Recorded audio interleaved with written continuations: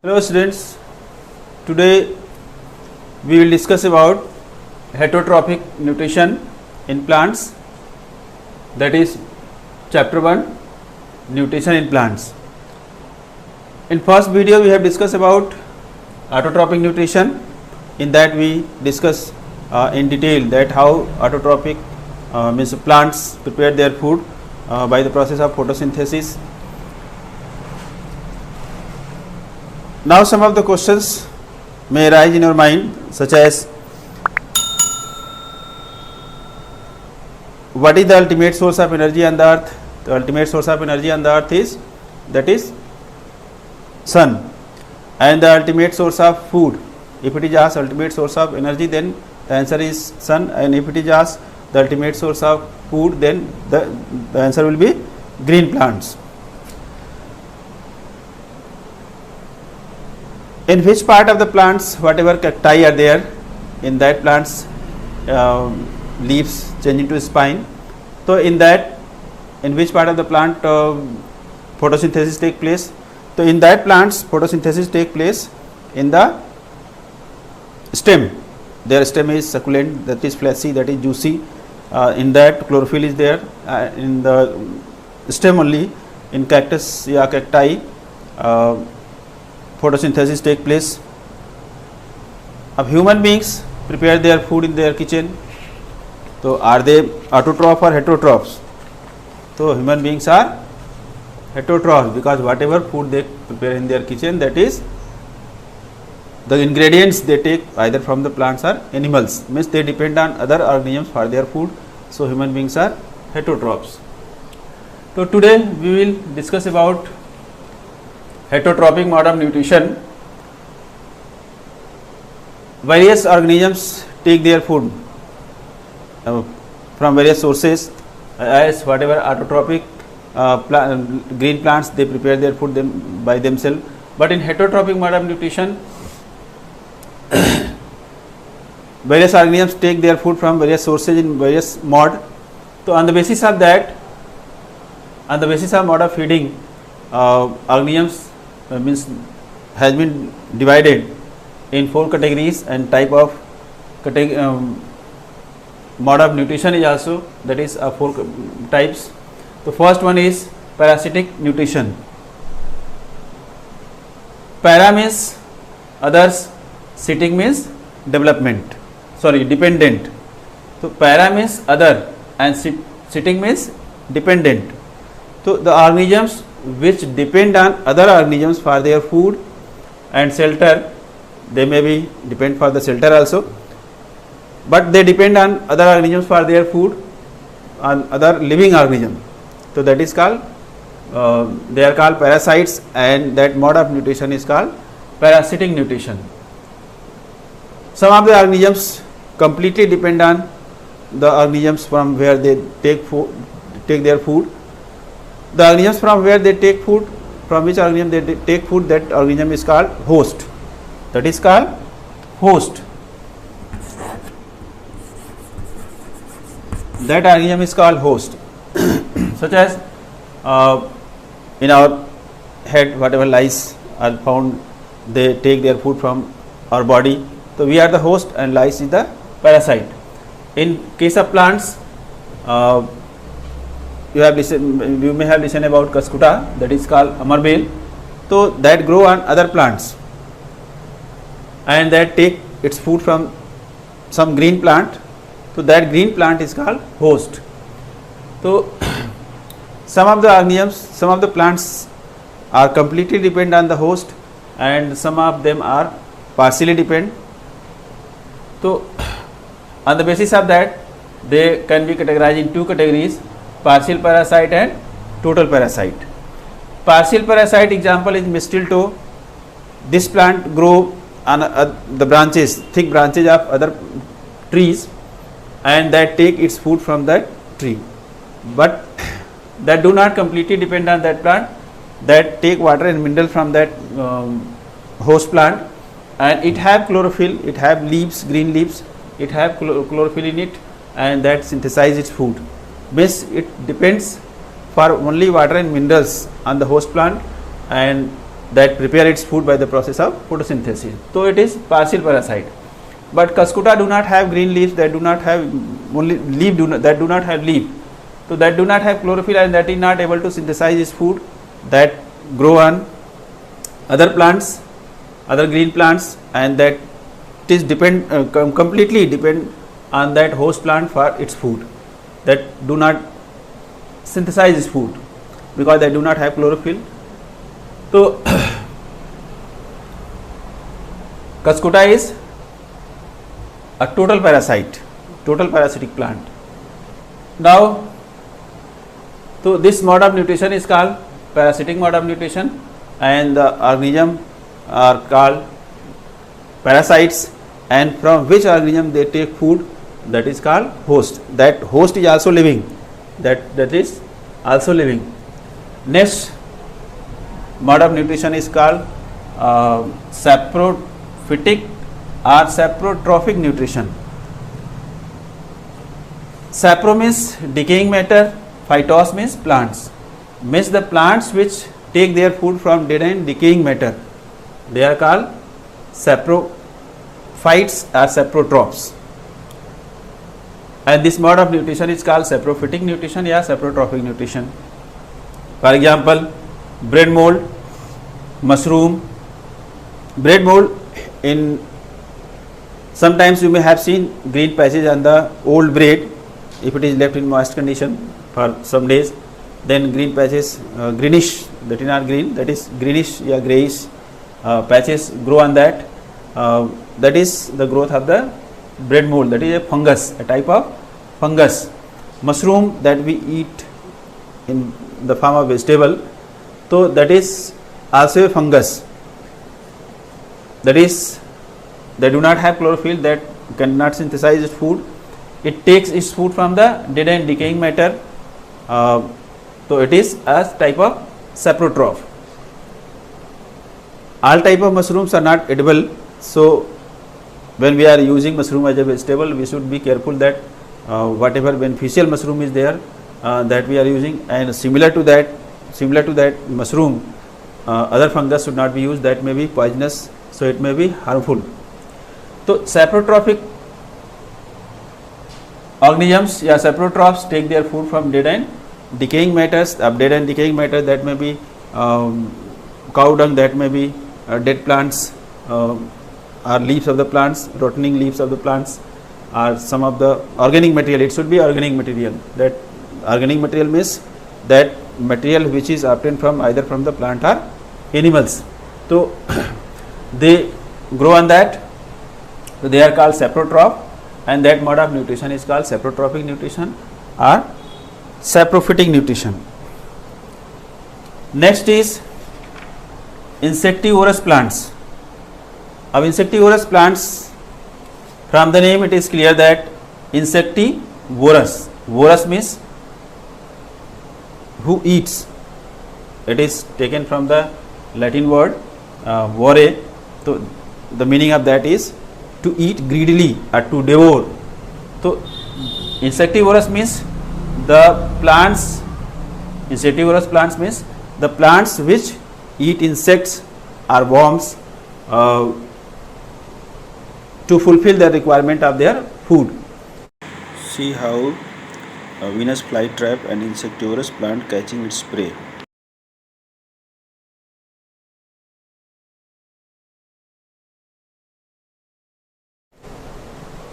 These plants, although they have green leaves, they can synthesize food, but for the nitrogenous, especially for the nitrogenous food, they depend on the insects or worms. They eat them and they fulfill the requirement of the nitrogen and other substances, mainly for nitrogen. Example is pitcher plant, that is pitcher plant, Venus flytrap, bladderwort, sand dew plant. So these plants have some attractive structures in its body, that is that help in trapping the insects, because they are attractive. Insects attract towards that, and that is colorful, that insects attract towards that and they are trapped in it. as in the case of pitcher plant, a pitcher like structure is found.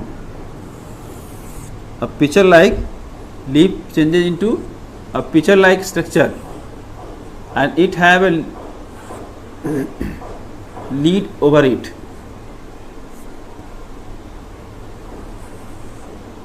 Lead like structure over that, and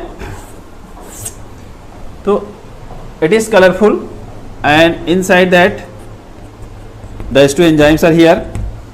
So and it have hair like structures inside it. When insects come here, because of its colorful structure, because of attractive, it is attractive, so insects attracts towards it, and when they go inside, so because of these hair like structures, they go downward, they slide downward, but they are not able to move upward, that entangle them, and that restrict the insects to go out. And when they come down at here at the bottom, and since here is the Dis2 enzymes, there is some fluid that have Dis2 enzymes, and this leaf, when it come inside that, so it is sensitive, and this leaf like structure that works as a lid, and that covers its mouth, and insect whatever is here, that insect get digested in it, and whatever nutrients are there in the body of insect, that is absorbed by the plant. So this is how insectivorous plants attract the insects and worms, and they catch it. In Venus flytrap also a colorful structure is found, comb like structure is found, and when the insects come in it, that catch it, and inside that digest, and nutrients are taken by the plants.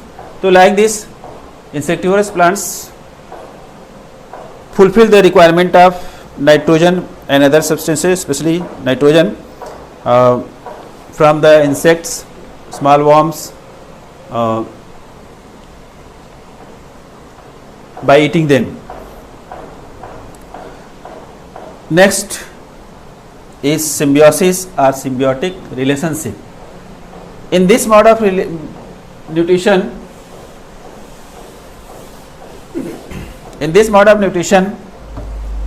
means in symbiosis or symbiotic relationship, this is a mode of nutrition in which two organisms live together, work together for the mutual benefit of each other.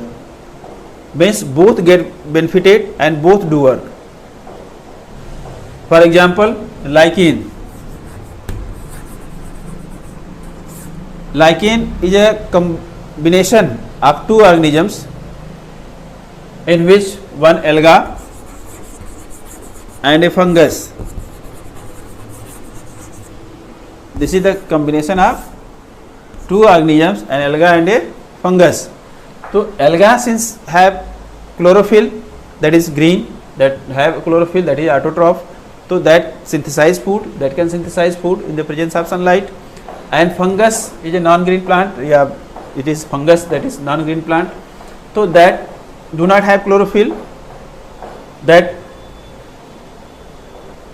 absorb water and minerals from the substratum wherever they grow, that absorb water and minerals and provide to alga, and provide, since alga have chlorophyll, so after getting water and minerals, that synthesize food by the process of photosynthesis, and both get that food, so both get benefited and both do work for the mutual, that is providing water and minerals to the alga, and alga is providing synthesizing food and providing to the fungus also. So both are working and both are getting benefited.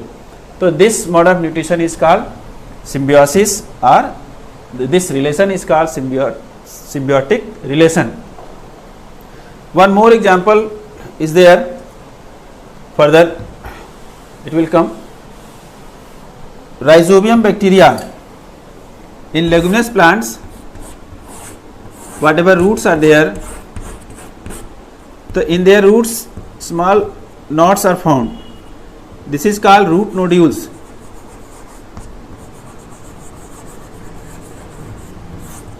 So in these root nodules, rhizobium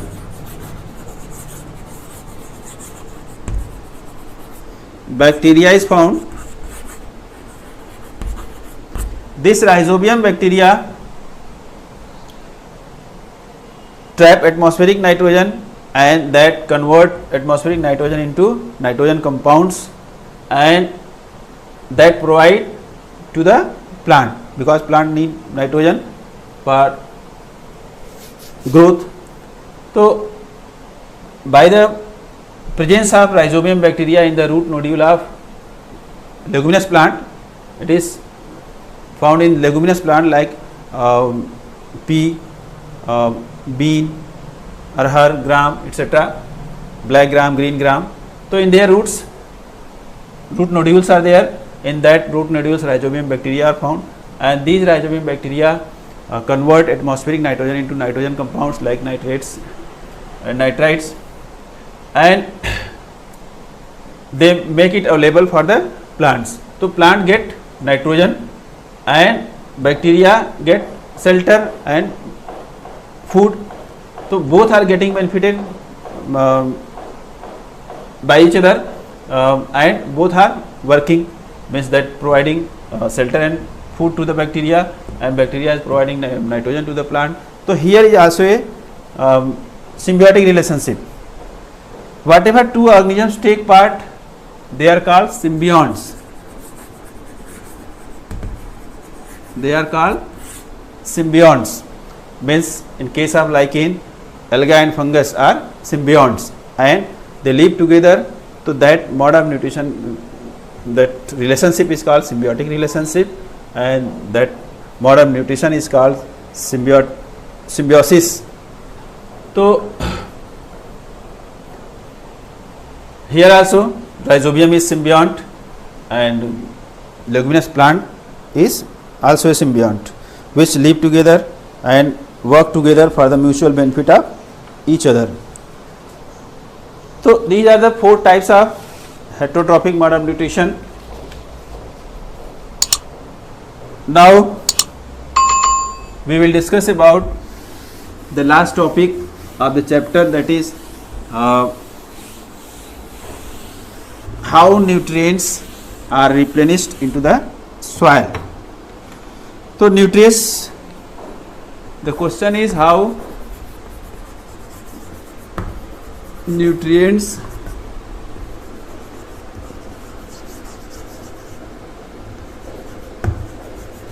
are replenished in the soil.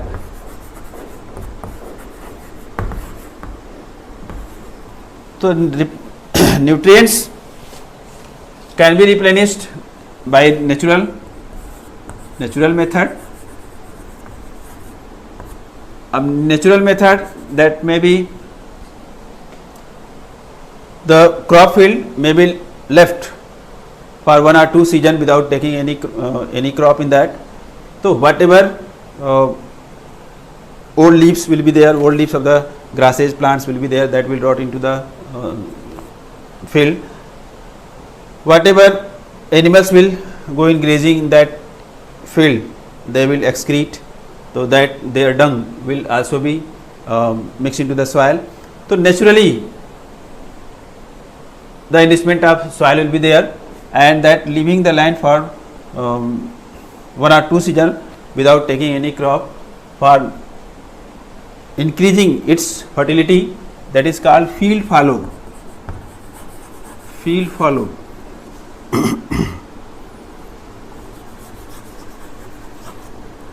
The other method is crop rotation or mixed cropping.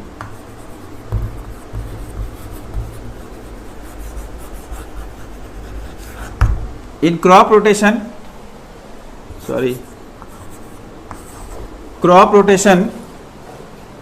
in one season non-leguminous crop is taken, and other season leguminous crop is taken. Since leguminous crop, as we discussed earlier, that leguminous plants have root nodules, and in that nitrogen fixing bacteria is present that help in enriching the soil, enriching the fertility of the soil.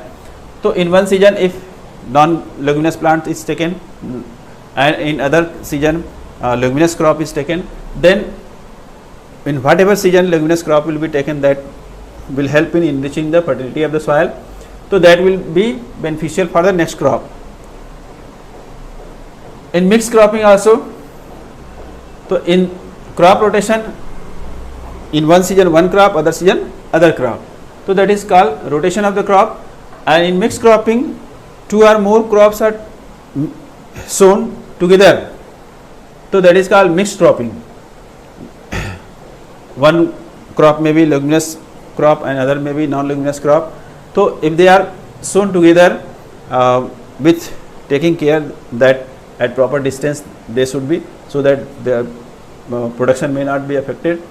So that is called mixed cropping, and that also help in enriching the fertility of the soil because of presence of leguminous crops.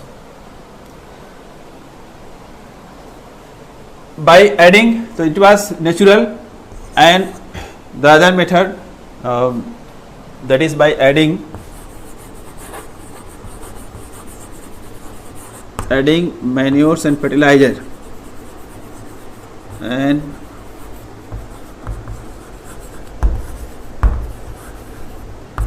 manures and fertilizer. So manures and fertilizers are added by the farmers to enrich the fertility of the soil.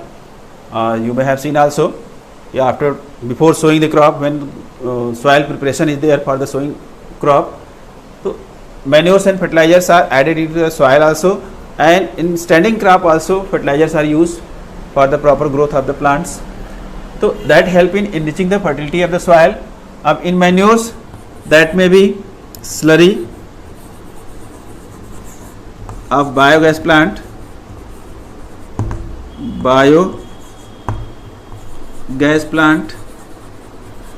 whatever after the use of, means in biogas plant cow dung is used for producing gas, for the producing cooking gas.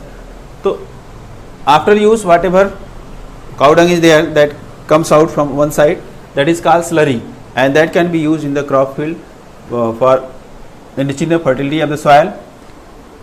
That may be compost or vermicompost.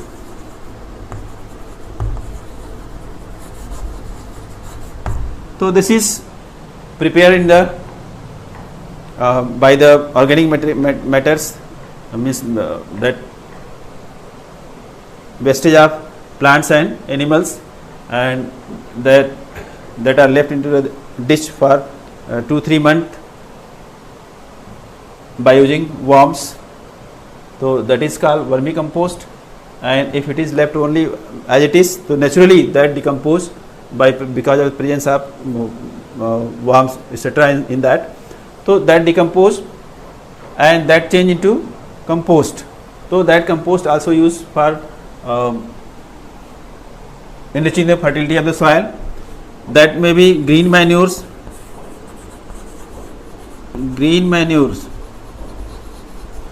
Some of the plants, some of the crop plants are sown into the field by the farmer not to get some yield from that, means that is not sown neither for its seed nor for its fruit. So that is sown only in the crop field, and before flowering it is cultivated into the crop field, like black gram, etc., black gram, green gram, and some other plants are also there. They are used for enriching the fertility of the soil. They are sown into the crop field, and before flowering of them, they are cultivated.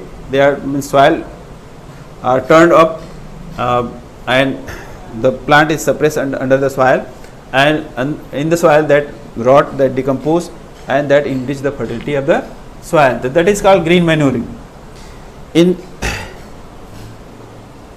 So these are the various manures which are used to enrich the fertility of the soil. If we talk about fertilizers, so fertilizers such as urea, that is a good source of nitrogen, approx 46% nitrogen is there, that have approx 46% nitrogen in it. So that is used for in the crop field for enriching the fertility of the soil. तो urea हो गया, NPK that have nitrogen, phosphorus and potassium, that have three components, nitrogen, phosphorus and potassium. They are very necessary for the crop plants for their growth. Ammonium nitrate, ammonium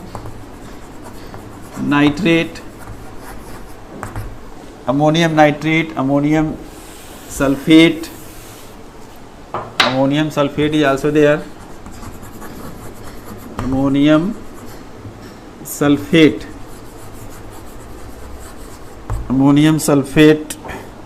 superphosphate, sodium nitrate,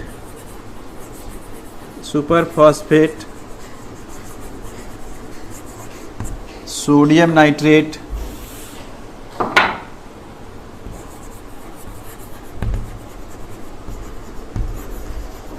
so these are the various fertilizers. Many more are also there. They are used according to the requirement of the plant. Whatever nutrients are required by the plants, that is identified by the farmers or with the help of whatever centers are there related to the agriculture. These fertilizers are used in the crop field for enriching the fertility of the soil to get the good yield. Yield means upaj, whatever grains are, means whatever we have sown the crop field, so its production is, that is called yield, YIELD. The spelling is yield. So to get good yield, farmers use various fertilizers like urea, NPK, ammonium nitrate, ammonium sulfate, superphosphate, sodium nitrate. These are the various fertilizers which are used by the farmers to enrich the fertility of the soil. So this was about this chapter.